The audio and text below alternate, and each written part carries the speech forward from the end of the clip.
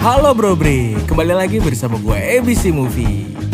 Kali ini kita akan ngebahas film yang berjudul Behind the Line Escape to Dunkirk yang dirilis pada tahun 2020 ya Bro Bre. Bercerita tentang sekelompok tawanan perang sekutu yang berusaha kabur dari Nazi. Namun salah satu dari mereka dipaksa berduel tinju dengan juara dunia dari Jerman. Oke, sebelum kita ke alur ceritanya Bro Bre, jangan lupa tombol merahnya itu dirubah menjadi warna abu-abu dulu ya Bro Bre. Thank you Bro Bre, terima kasih banyak ya. Tanpa berbasa-basi panjang kali lebar kali tinggi sama dengan luas, kita langsung aja ke alur ceritanya Bro Bre. Let's go, yeah!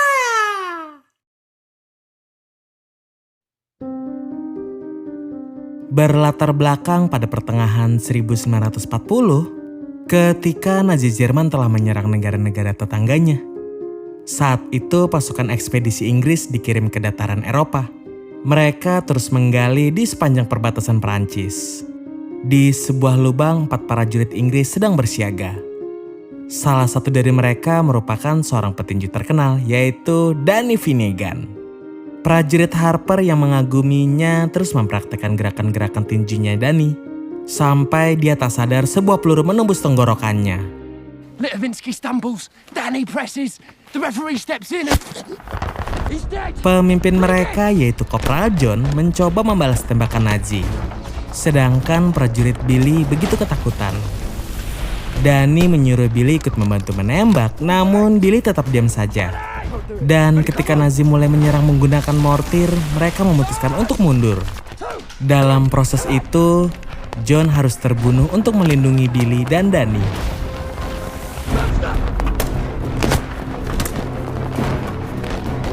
Sesampainya di garis belakang, peleton mereka juga tidak sanggup membendung serangan Nazi.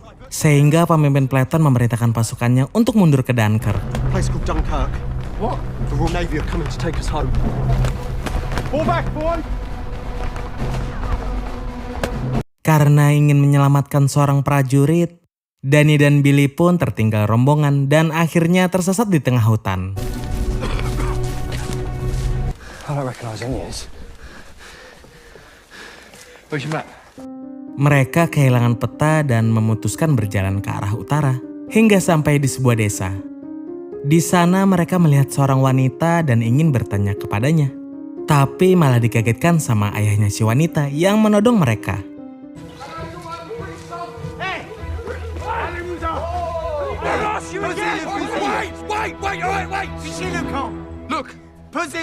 Relax. Okay? Lalu si wanita yang bernama Chantale menenangkan ayahnya.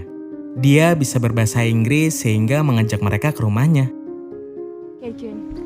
Come in and I'll fund your food. Kemudian Chantale menggambarkan peta menuju Dunkirk beserta wilayah-wilayah yang telah dikuasai Nazi. Dia juga memberikan makanan untuk mereka sambil meminta maaf atas kelakuan ayahnya. Lalu bercerita kalau suaminya dikirim ke Lille. Dan ada kabar semua pria di sana telah dibunuh. Untuk menenangkannya, Danny berbohong kalau dia dari sana. Dan melihat banyak pria yang berhasil kabur. Saat Billy memberitahu Chantale bahwa Danny seorang petinju terkenal, ternyata pasukan SS Panzer sedang menyandra ayahnya Chantale untuk mencari mereka. Karena Danny dan Billy tidak mau menyelamatkan ayahnya, Chantale terpaksa menodong mereka agar menyerahkan diri. Danny yang tahu Chantale orang baik berhasil membujuknya untuk tenang.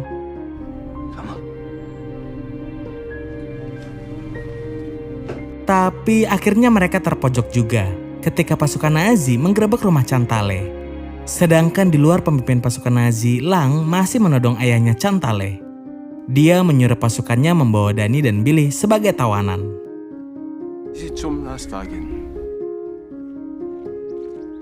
Begitu mereka berjalan menjauh, Lang membunuh ayahnya Chantale tanpa ampun dan membuat Chantale hanya bisa menangisinya.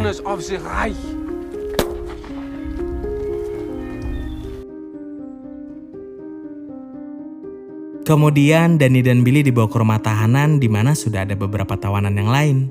Kita diperlihatkan Dani menghibur Billy yang begitu lesu dan terpukul karena gagal pulang ke rumah. Juga merasa bersalah atas kematian ayahnya Cantale. Kepala sipir di tahanan itu bernama Drexler. Dia adalah pecinta tinju dan pernah berkuliah di Universitas Cambridge, Inggris sehingga tahu siapa Dani. Lalu dia mendatangi rumah tahanan untuk memberitahu bahwa mereka akan segera dikirim ke Jerman. Selain itu dia juga ingin melihat yang mana Dani Finnegan. Begitu menemukannya, dia sangat bergairah mempraktekkan gerakan tinjunya Dani sebelum mengajaknya keluar. Lalu dia mempertemukan Dani dengan Bartok Kraus, jagoan tinju di situ.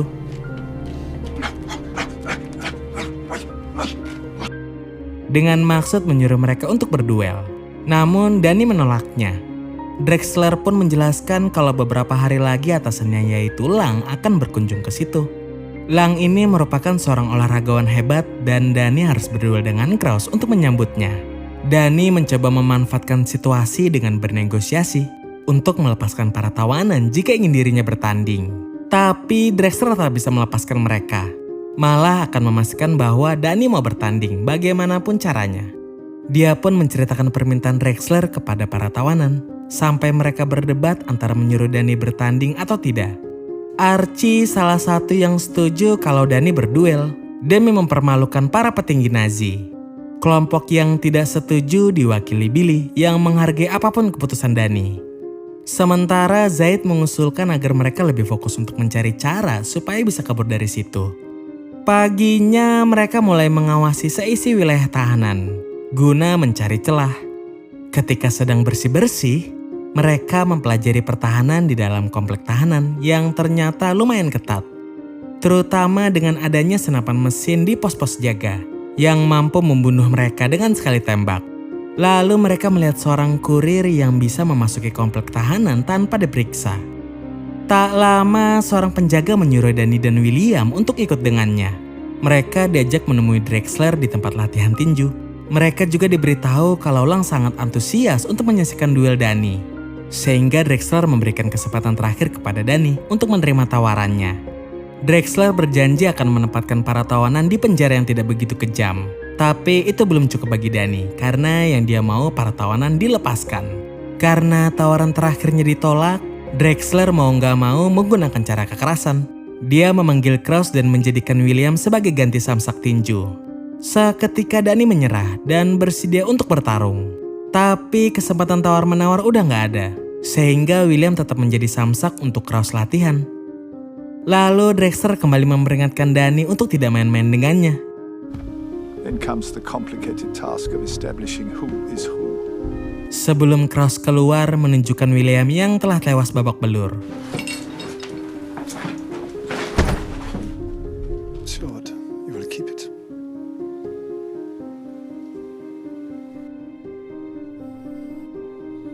Akibat rasa bersalahnya, Dani sampai tidak berselera makan. Zaid pun menasihatinya untuk menjaga kekuatannya demi membalas kematian William di atas ring tinju nanti. Melihat Zaid dan para tawanan sangat mengandalkannya, dia pun kembali bersemangat dengan tekad untuk menang di pertandingan nanti dan membantu mereka untuk kabur.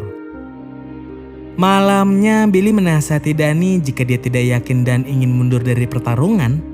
Tetapi bagi Dani sudah terlambat untuk mundur. Lalu dia nanya kenapa Billy bisa di sini. Sebelum menjadi prajurit, Billy dituduh melakukan perampokan.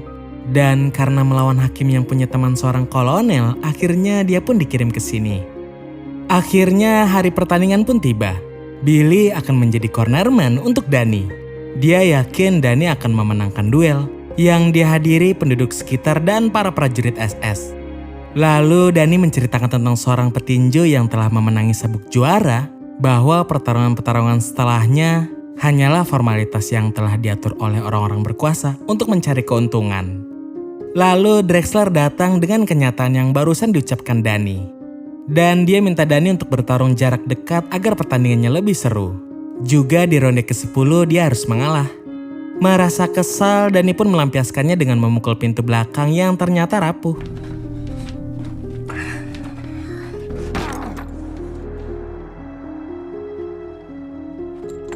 Dan dia hendak memberitahukannya ke Billy, tapi keburu dijemput petugas SS. Singkat cerita, di atas ring tinju, Drexler membuka pertandingan dengan memperkenalkan kedua petinju. Führer Bato Kraus. Heil Hitler! Die Finnegan, der das geschlagene britische Eck. Setelah wasit memberikan pengarahan dan Billy menyemangati agar memenangkan pertarungan, duel antara petinju yang negaranya sedang berperang pun dimulai.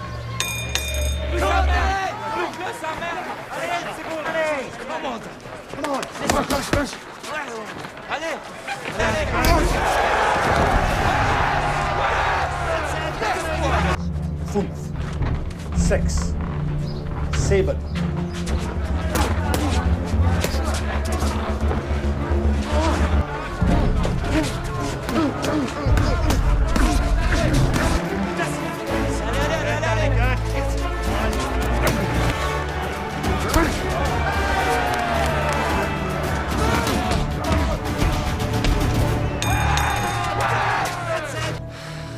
What round is it? 10. This is it. Tibalah pertarungan di ronde ke-10. Danny yang sebelumnya mampu mendominasi Kraus terpaksa mengalah sampai tersungkur.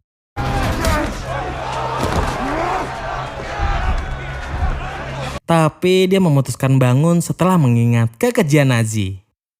Di saat seluruh mata sedang tertuju ke atas ring, Chantal diam-diam mengeluarkan pisau dan siap membunuh Lang. Namun usahanya gagal karena Lang melihat Danny melanjutkan duel. Pertarungan pun berlanjut hingga kemenangan untuk Danny.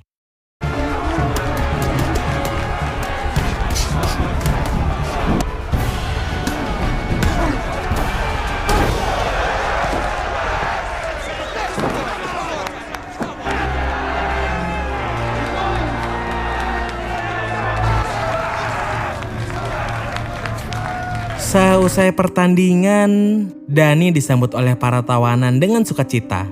Namun dirinya justru gelisah akan ancaman Drexler.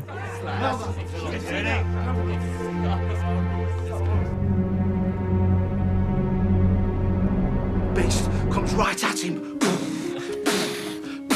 But our crowd killer count.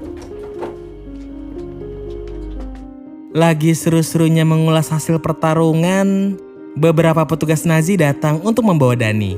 Dia dipertemukan dengan Lang dan Drexler. Awalnya mereka memberikan selamat kepada Danny sebelum mengutarakan tujuan utamanya, memaksa Danny untuk bertarung melawan jagoannya Lang, yaitu mantan juara dunia kelas berat asal Jerman, Maximus Sennenhund. Pertarungan itu pun akan dilaksanakan 7 hari lagi, dan setelahnya para tawanan akan dipindahkan ke Jerman. Begitu ditinggal Lang, Drexler memukul Danny karena membangkang.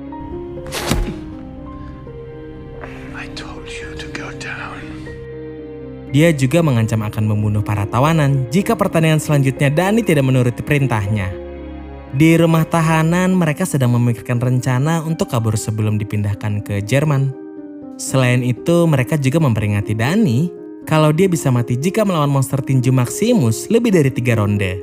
Singkat cerita, saat sedang mencuci, Danny kembali melihat kurir bahan makanan yang ternyata si Chantal.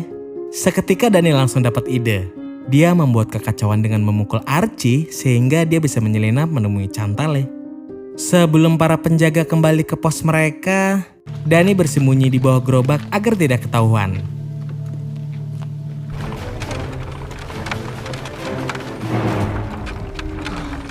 Begitu sudah agak jauh dari pos, Danny pun mengajak bicara Chantal. Namun dia malah disalahkan atas gagalnya Chantal membunuh Lang. Danny membela diri bahwa dia tidak tahu kejadian itu. Lalu dia menawarkan satu kesempatan lagi di pertandingan berikutnya. Dan sebelum penjaga menemukannya, dia minta tolong kepada Chantal untuk mengumpulkan orang-orang yang bisa dipercaya. Sekembalinya ke rumah tahanan, Danny menceritakan bagaimana lemahnya pengawasan ketika pertandingan berlangsung. Sampai-sampai Chantal bisa membawa pisau untuk membunuh Lang. Dengan memanfaatkan situasi itu, Danny punya rencana untuk membuat mereka kabur saat pertarungan selanjutnya berlangsung. Dia pun menulis surat untuk Chantal agar menyuruh teman-temannya menonton pertandingan. Dengan membawa mantel tambahan yang nantinya akan digunakan para tawanan untuk kabur. Sebagai umpan, Danny akan melawan Maximus supaya seluruh perhatian tertuju ke atas ring. Dan setelah pertandingan, dia dan Billy akan kabur dengan menjebol pintu belakang ruang tunggu.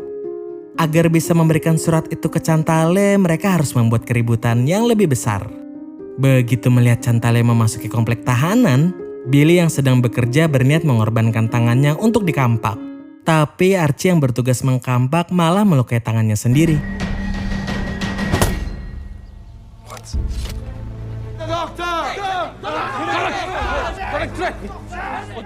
Melihat luka parah di tangannya Archie, para petugas terpaksa membawanya ke dokter.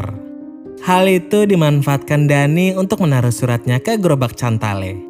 Dan Archie kembali setelah mendapatkan perawatan. Kini mereka hanya tinggal berharap Chantale akan menemukan suratnya dan mau membantu mereka. Sesampainya di rumah, surat dari Danny tak sengaja jatuh saat sedang memindahkan wadah makanan. Beruntungnya Chantale menemukannya, namun begitu dia membacanya, dia malah menganggap Danny bodoh dan idiot. Idiot. So stupid. Di rumah tahanan, Danny mulai berlatih, di mana Drexler mendatanginya untuk menyuruh mengerahkan seluruh kemampuannya dalam menghadapi Maximus nanti. Bahkan petugas SS juga menyemangati Danny. Finnegan. Good luck. Singkat cerita, pertandingan pun dilangsungkan.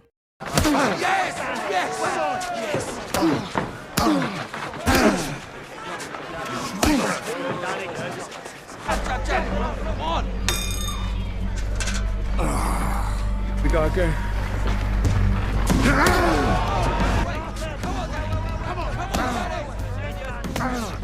Di saat Danny bertahan babak belur oleh Maximus dan pengawasan petugas melemah, satu persatu tawanan mulai kabur dengan mantel dari penduduk.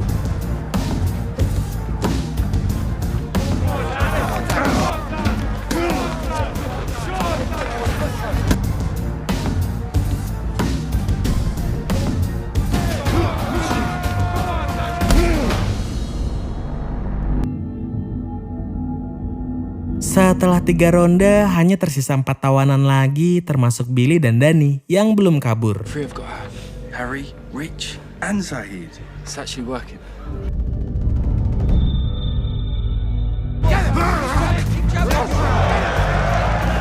Billy pun pergi menyiapkan pintu pelarian di ruang tunggu. Sedangkan Danny yang mulai keliengan melanjutkan pertarungan. Dan begitu sialnya mereka, ternyata di balik pintu itu adalah jalan buntu.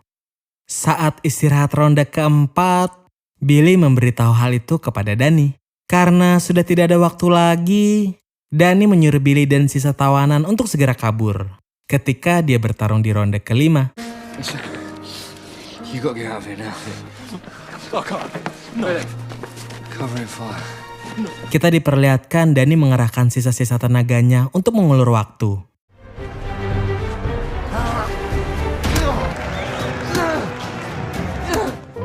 Lalu ketika Danny mulai sekarat, diam-diam Chantale telah menggorok leher Lang dan membalaskan kematian ayahnya. Kemudian kita diperlihatkan Danny akhirnya tewas di atas ring. Sementara Billy dan para tawanan berhasil kembali ke Inggris. Tomat. Gimana menurut kalian tentang film ini bro bre? Menegangkan dan melemaskan ora?